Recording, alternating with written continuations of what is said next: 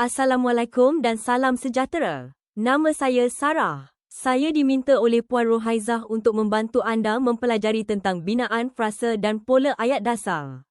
Sudahkah anda bersedia? Mari kita teruskan. Pertama sekali berkaitan dengan frasa.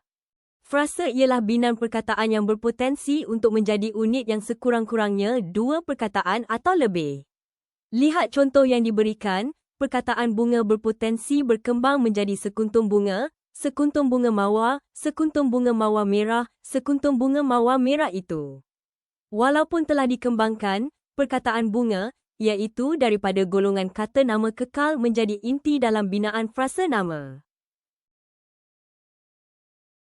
Lihat contoh lain. Frasa nama guru berpotensi dikembangkan kepada seorang guru. Frasa kerja menangis berpotensi dikembangkan menjadi masih menangis. Frasa adjektif cantik berpotensi dikembangkan menjadi cantik sekali. Dan frasa sendi nama di meja berpotensi menjadi di atas meja. Frasa terbahagi kepada 4 jenis, iaitu frasa nama, frasa kerja, frasa adjektif dan frasa sendi nama. Frasa nama. Binaan frasa nama boleh terdiri daripada kata bilangan, penjodoh bilangan, gelaran, penerang dan penentu. Kehadiran ini boleh di hadapan atau di belakang frasa nama yang menjadi inti dalam binaan tersebut. Lihat contoh binaan frasa nama. Yang berwarna hitam gelap itu merupakan inti bagi binaan frasa. Pertama, setiap pelajar. Setiap merupakan kata bilangan. 3 ekor lembu pula memperlihatkan kehadiran kata bilangan dan penjodoh bilangan sebelum kata nama inti. Datuk pengarah kesenian. Datuk ialah gelaran. Kesenian bertindak sebagai penerang, iaitu menjelaskan pengarah itu pengarah apa. Hal ini sama dengan kertas merah. Merah menjadi penerang kepada kata nama inti kertas. Berbeza dengan ibu bapa, kedua-dua perkataan merupakan inti bagi binaan frasa nama ibu bapa dan itu berperanan sebagai kata penentu. Kedua, binaan frasa kerja. Binaan frasa kerja boleh terdiri daripada kata bantu dan unsur keterangan. Kata bantu hadir sebelum frasa kerja, manakala unsur keterangan selepas kata kerja. Perlu diingat, dalam binaan kerja transitif wajib hadir dengan objek, manakala kata kerja tak transitif berpelengkap pula wajib hadir dengan pelengkap. Lihat contoh binaan frasa kerja. Yang berwarna hitam gelap itu merupakan inti bagi binaan frasa kerja. Yang berwarna merah pula adalah unsur wajib dalam binaan frasa kerja, iaitu objek bagi kata kerja transitif dan pelengkap bagi kata kerja tak transitif berpelengkap. Bagi 3 contoh teratas, lihat kehadiran kata bantu sebelum frasa kerja, iaitu sedang, masih dan belum.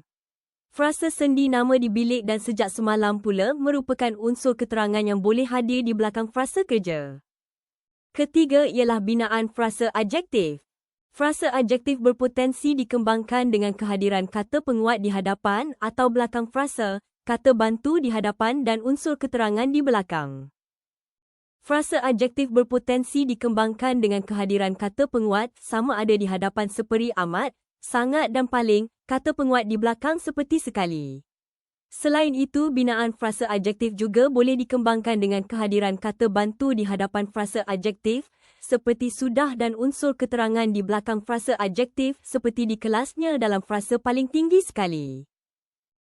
Yang keempat ialah binaan frasa sendi nama.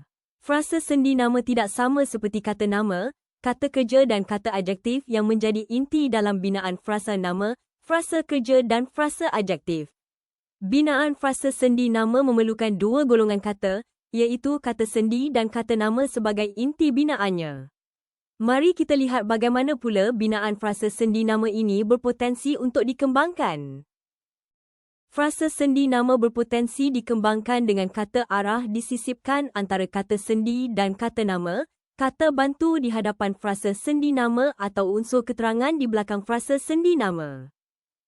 Contoh binaan frasa sendi nama adalah seperti berikut. Kata arah atas, dalam dan hujung merupakan kata arah yang disisipkan antara kata sendi dan kata nama bagi binaan frasa sendi nama.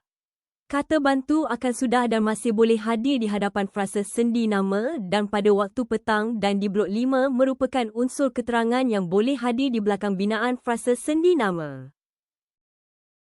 Selepas belajar tentang binaan frasa, mari kita belajar tentang pola ayat dasar pula. Pola ayat dasar ialah rangka atau struktur asas yang menjadi sumber pembentukan semua jenis ayat dalam bahasa Melayu.